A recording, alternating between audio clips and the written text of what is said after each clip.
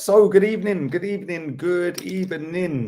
Hopefully, you're all having a wonderful, wonderful day. I'm about to ruin it for you because Granit Xhaka is vice captain, people. Yay. I'll toast to that.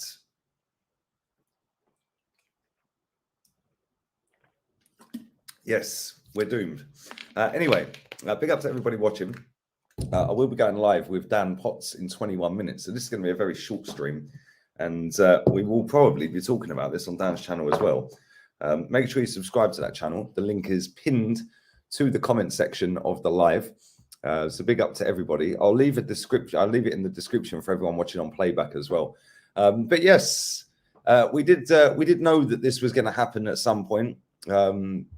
Everybody who's watched this channel for a while will know I predicted this last season. I said that he'll be captain at some point. In fact, maybe it was even the season before. And then obviously he got the armband quite a few times last season. He's already won it once this season. And yeah, we're kind of doomed, didn't we? We've got Martin Odegaard as club captain with Granit Xhaka as vice captain. And we've been told that they are mad leaders. They're amazing. They have got such leadership qualities within them, embedded in their hearts and their souls. They're hungry for being the best. They want to be the best. And we've watched All or Nothing, All for Nothing even. We've watched All for Nothing. And we've not seen the current captain. We ain't seen Odegaard at all. I didn't even know if he was in it, if I'm honest. And as for this fraud, he's lucky he's at the football club. Because he shouldn't be here.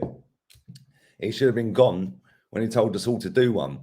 And it's kind of mad that he has now ended up as the vice captain. Funny enough, so is Gabriel Jesus. It's like the leadership group. Do you remember all that cobblers? The leadership group. Why do you need a leadership group? I don't get it. You have a captain and a vice captain. If they're both injured, you give it to someone else. Whoever's first in training or something. I don't know how they do it. But at the end of the day, we are going nowhere real fast with these two as our leaders. It really ain't going to happen. If anyone genuinely thinks that Martin Odegaard and Granit Xhaka are going to lead us to glory, then I'm sorry, you're too far gone. Real talk, you're too far gone. Yeah, they're not going to lead us to nothing. They ain't good enough. Martin Odegaard is just a wimp anyway. We've seen that. Anytime he gets pressed or anytime he gets a bit of physicality, disappears out of the game. Granit Xhaka is the fakest hard man I've seen since the prick in the nick. Like, I just don't really understand what anyone sees in this guy. He's always the one giving it all of that. Yeah, never actually seen him have a fight. Stands there like squaring up to people, giving it all the talk, knowing that his teammates are going to come barging in and save him. Yeah, it's mad. It's actually mad. This guy's been at this football club for over 6 years, by the way. Over 6 years. Unbelievable. And now he is the vice captain after being club captain before and nosing that up. He shouldn't be here as well. Let's just have this right. We watched the All or Nothing the other day and he got sent off at Anfield, as we know, right? And we had to play 60 odd minutes with 10 men. At half time in that game, when Arteta's done his team talk, he's gone up and cuddled Granit Xhaka, who's sat in the dressing room after his red card. He went and cuddled him and patted him on the head. Good boy, don't worry, you'll be fine. Why didn't he do that with Nicola Pepe when he got sent off against Leeds United? Different rules for Xhaka, different rules for everyone else, yeah? It makes me laugh, it really does. Because people, I never realised Xhaka had so many fans. Like, what has Xhaka done to get so many fanboys? Like, he's never done anything of any note for this football club. So I don't understand why he's got so many fans. But these are the same people, by the way, that sit there with their compasses out, their rulers, their pencils, and their spreadsheets open.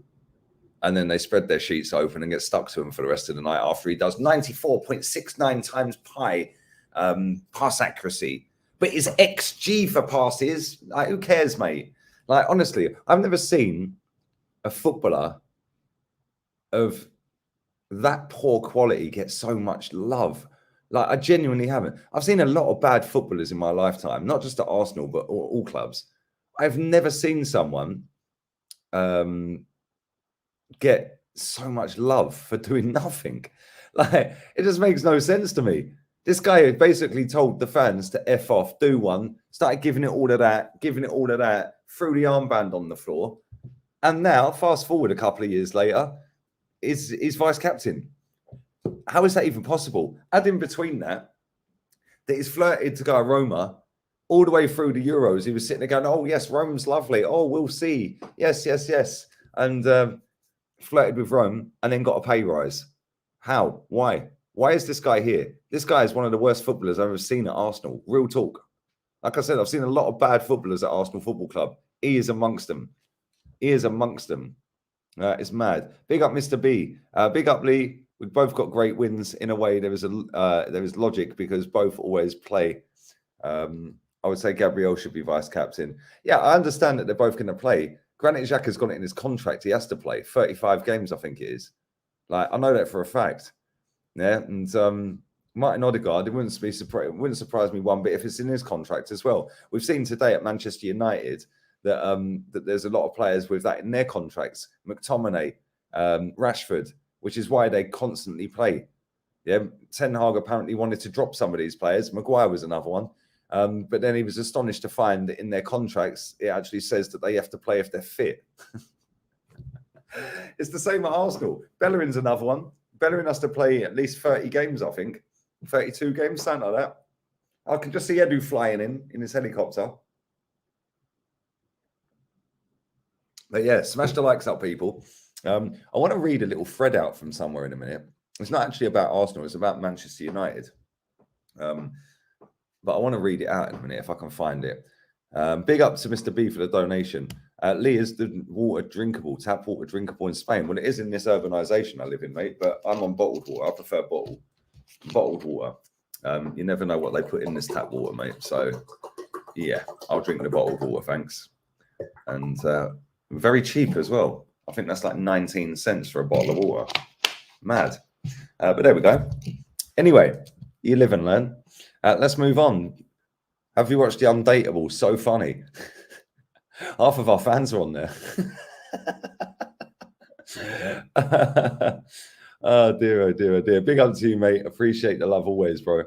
You got hugged and kisses for a red card. Pepe gets dogs abuse. Exactly. And this is what I find funny about this fan base. The double standards is just mad.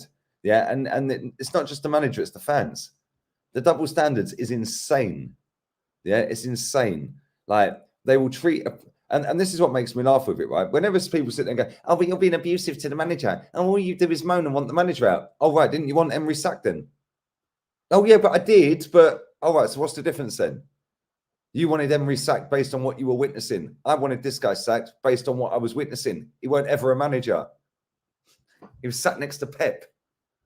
And then, no, lo and behold, this guy has proven me right for 3 years nearly. He's done nothing. He won an FA Cup. Well done.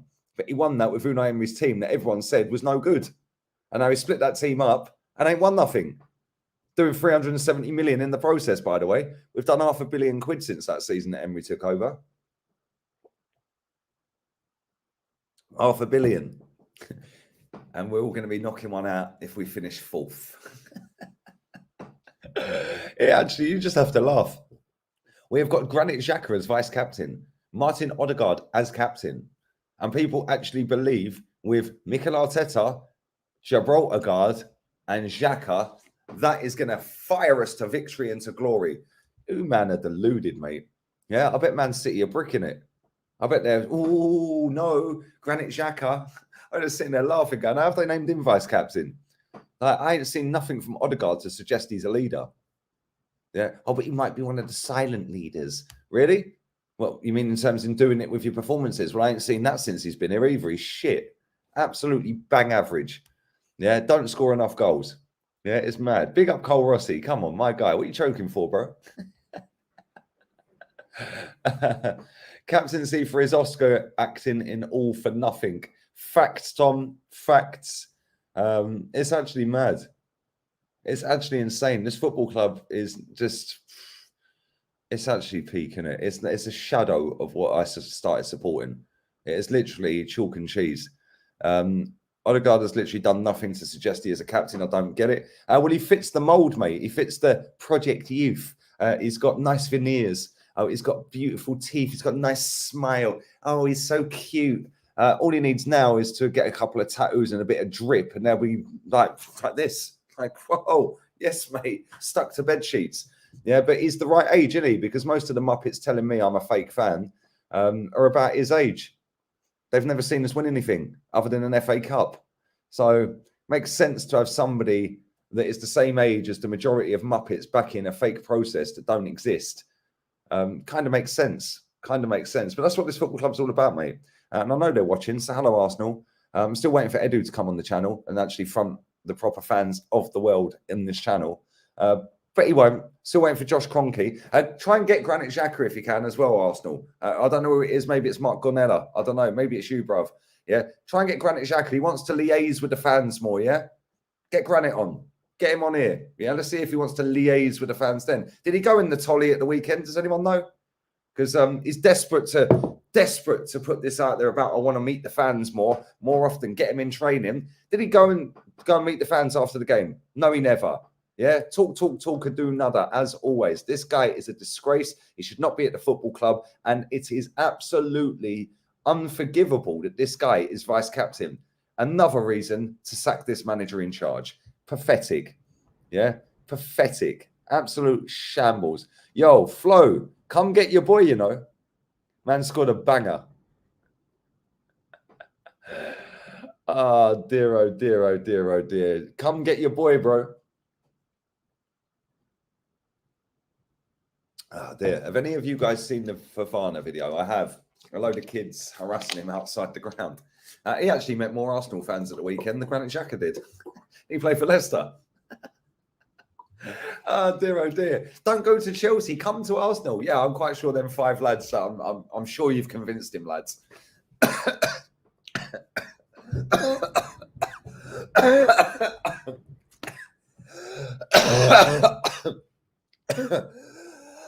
Oh, fucking hell. Wow. Wow. Flipping hell. I nearly died on camera. Watery-eyed one. Jeez.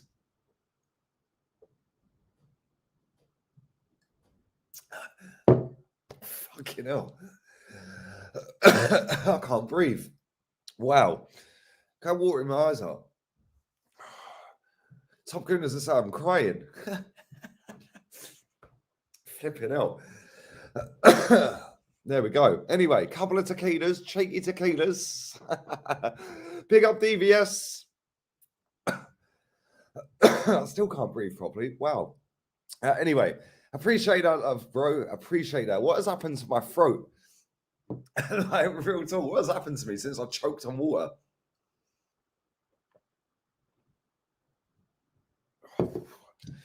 Wow. Anyway, big up for the love, DVS. Appreciate it. Gunner down under. I like that. When Zinchenko is on the park, he plays inverted and then sits in the 8 role, letting Xhaka play more advanced with cover, which will work against the lower teams. Against the bigger teams, we're getting battered because from what I've seen, Zinchenko's not that quick and Xhaka is like a dump truck. So once we get caught in possession, quick turnover, we're getting ripped apart against the better teams. Mo Salah, if we play like that, we'll have a field day. Yeah, real talk, he'll have a field day against us. But listen, you never know, it might work. He's looked better and less of a liability in that position the times that I've seen him play there. But the fact is, he ain't good enough to play for Arsenal anyway, Granit Xhaka. Zinchenko started off his Arsenal career well, two wins out of 2, and looked pretty good in both games, to be honest. So yeah, and big up Gunner down under. Appreciate it, man.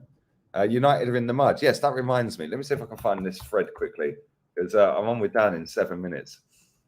Dan's channel is pinned to the comment section. So make sure. Where is it, man?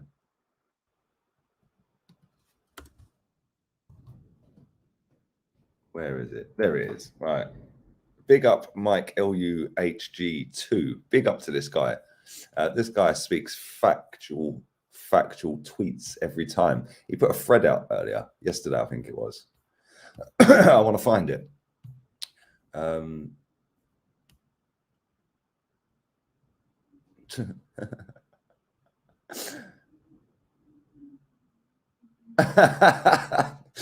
Some of this guy's tweets are hilarious. Somebody said to him, "You're not a real fan. You're just a fan of glory and trophies. I suggest you start watching other sports and pick the strongest team as well."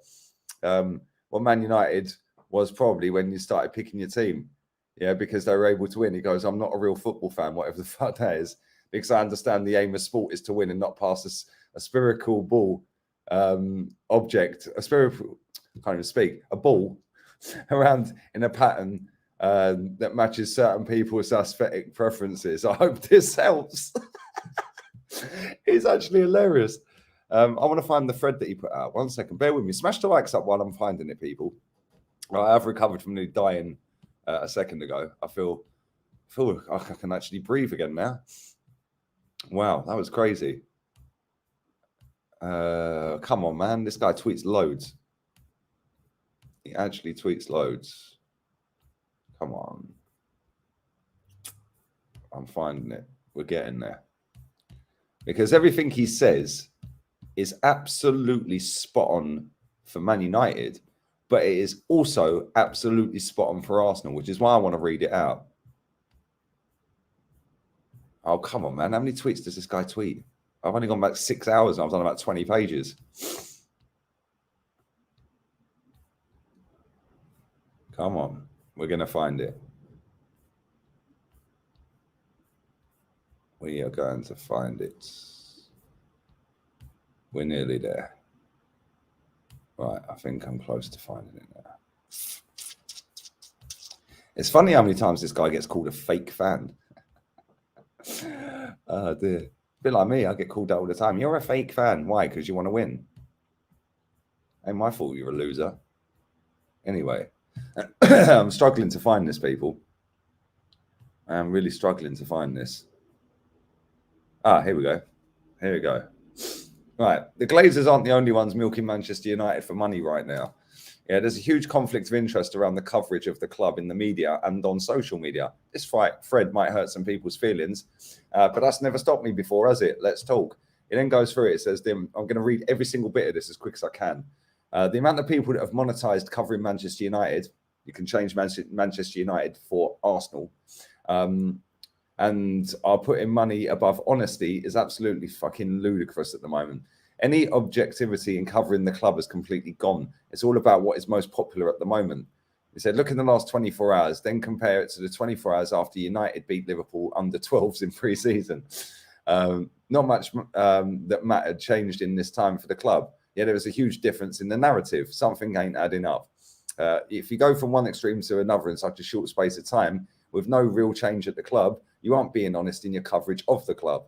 What you are doing is what's best for views and clicks, and it's getting more obvious by the day. Fact. This happens at Arsenal. I'm going to keep reading this. This is exactly the same in the Arsenal fan base, by the way, so keep listening. First group of culprits to the mainstream media. Well done. He then lists a load of journalists that only write about one football club, creating a huge conflict of interest in absolutely all of their work. He then said, if a journalist only covers one club, he has to keep the club happy to keep himself in briefs, and then has to tell the fan base what they want to hear to keep themselves in clicks, which is true. Got to keep the club happy, otherwise I ain't getting in the club, and it's the only club I write for. Got to keep the fans happy, otherwise they ain't going to read it. Fact. He goes, obviously, this leads to toxic positivity and club propaganda, which is then repeated by the fans.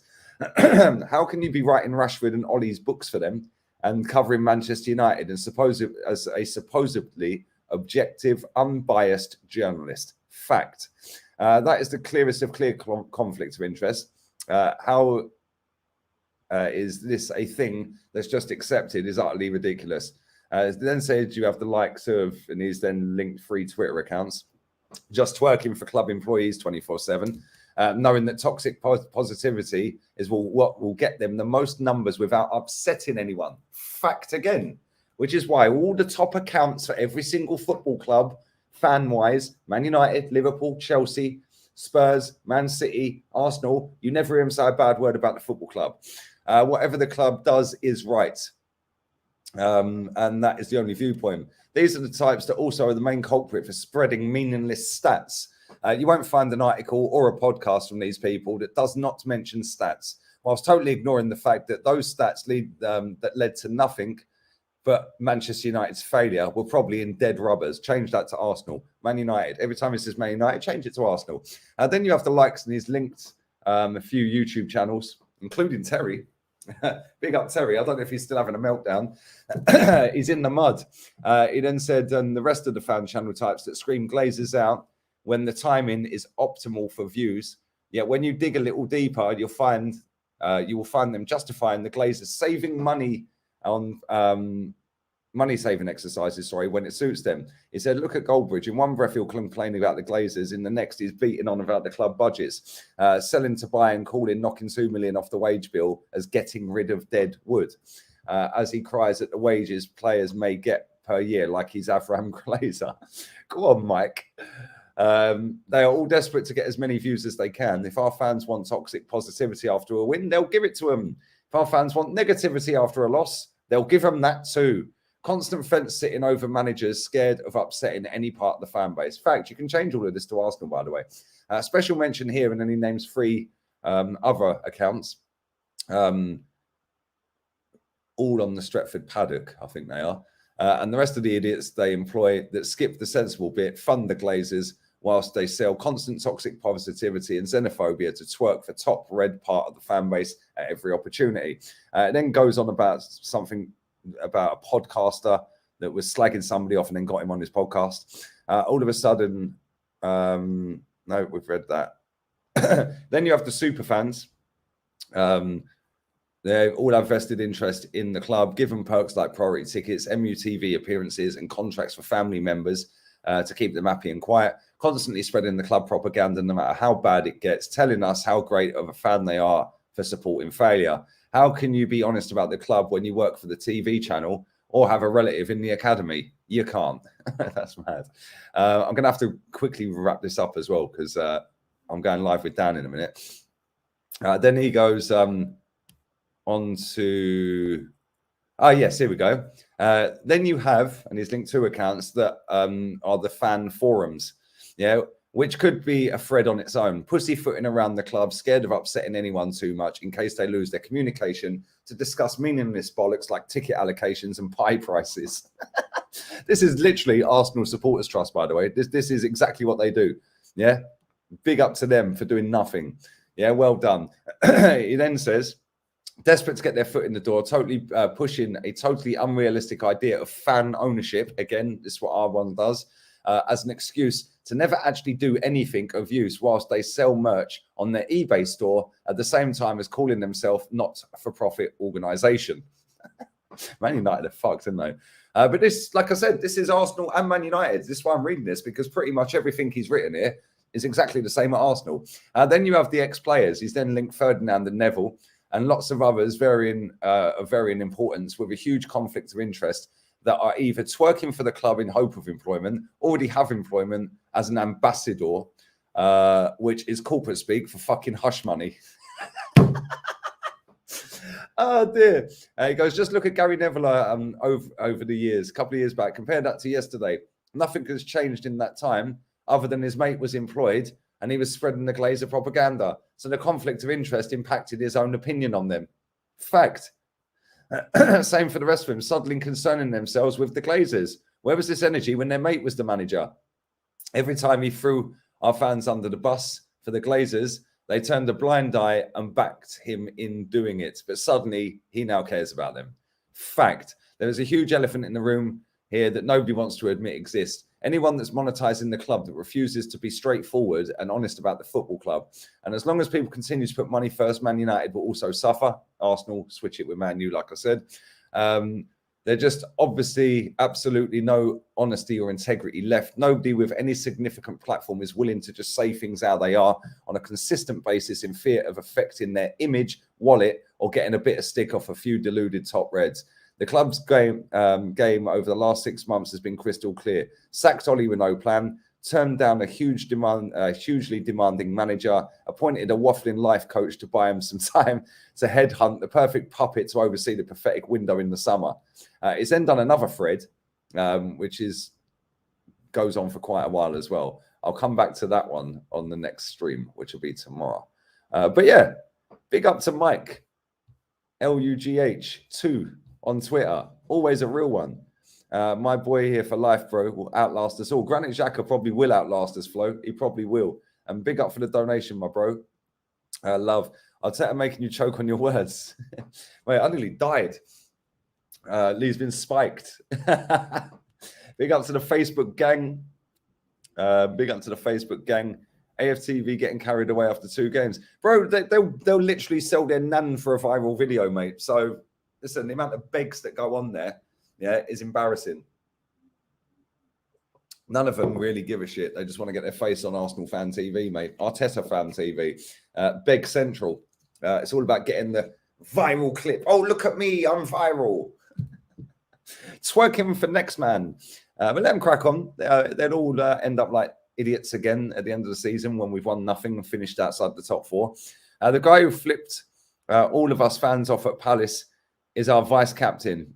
Yep, Arteta's decisions get weirder and weirder each week. Big up to Arsenal fan 13. Exactly, bro. It's a disgrace. Absolute disgrace. Absolute disgrace. But listen, I am going to wrap this up any second because I am late for Dan. Who will win the boxing match, Conte or Tuchel? Conte all day long. And can I just say as well, yeah, anyone who thinks that Graham Souness shouldn't be allowed to say men's game, yeah, you can get in the bin. Yeah, because I see all of this. I see Souness trending and all of that. And I was like, why is Graham Souness trending? What's he done now? Has he mentioned Pogba again? And I listened to the clip and I was like, it was a game of football between 2 men's teams. It's a game of football between 2 men's teams. What is anyone getting the ump about? Then I see some England footballer saying, oh, I was highly offended, especially after the summer that we had. Yeah. No, number one, yeah, all we heard for the last 3 weeks is the women's game, the women's game, the women's game, the women's game, the women's game. As soon as my man says men's game once, everyone cries. Turn it in. Number two, he's Scottish. Why do you think he cares about England? Oh, but Karen Carney was sat next to him. And what makes me laugh, right? I'm going to say this because I get sick and tired of this all the time. You get all these people coming out, right? And they're going on and on and on about, oh, women's football's disrespected. Women's football's this. Women's football's that. Women's football, yeah, is getting bigger and bigger every time, every week, every day. Yeah, and the Euros was fantastic. I watched the semi and I watched the final. Yeah, that's all I watched. Yeah, but let's be real here. Let's be real. It's not going to be as big as men's football. It won't. Which is why they won't get paid as much, which is why they cry about not getting paid so much, some of these women footballers. We should have equal money. We'll get equal crowds, equal sponsorship deals, and equal everything else, stadium attendances and that. Yeah, and sponsors and, boot deals and stuff like that. And I'm pretty sure you will get equal pay. Yeah, the only reason that men get paid more in football is because the income's more. And the amount of women I see sitting there crying about this fucking Graham Souness thing today is mad. It is actually mad. And it makes me laugh because none of them watch women's football. Yeah, why don't they all go and watch Arsenal women's this weekend and fuck Arsenal men off? They won't though, will they? Why don't you go and watch the women's game that you love so much that you're crying about Graham Souness mentioning men's game when he was watching the men's game? Like, literally mad. Actually mad. But there you go. The Karens are all offended. Everyone's offended. Oh, I'm so offended. Oh, well, listen, tough doesn't mean you're right, does it? 22 men running around kicking a football. Are women allowed to play in that game? No, they're not. So why can't he say men? Yeah, when the Euro final was on and and England were holding up the trophy, it said Euro women's final winners or something like that. Yeah, it's not going to say men's World Cup, is it? Yeah, so should we all get offended that it said women's on it? And like, I don't get it. I don't get it. But anyway, it is what it is. I'm 8 minutes late for Dan, so I've got to go. Dan's waiting for me right now. Go and subscribe to Dan's channel. Yes, society has gone soft, mate. Most of the little Muppet snowflakes support Arsenal. Oh, you're so toxic because you want to win. Mugs. But anyway, Dan's channel is pinned right at the top of the comment section on the live. It's also in the description. Well, it will be in a minute. And I'm going live on there now. Go and spam me his chat with rat emojis. I am going there right now. Adios, amigos. Snowflakes out. Arteta out. Xhaka out. Everyone who's offended out. Laters.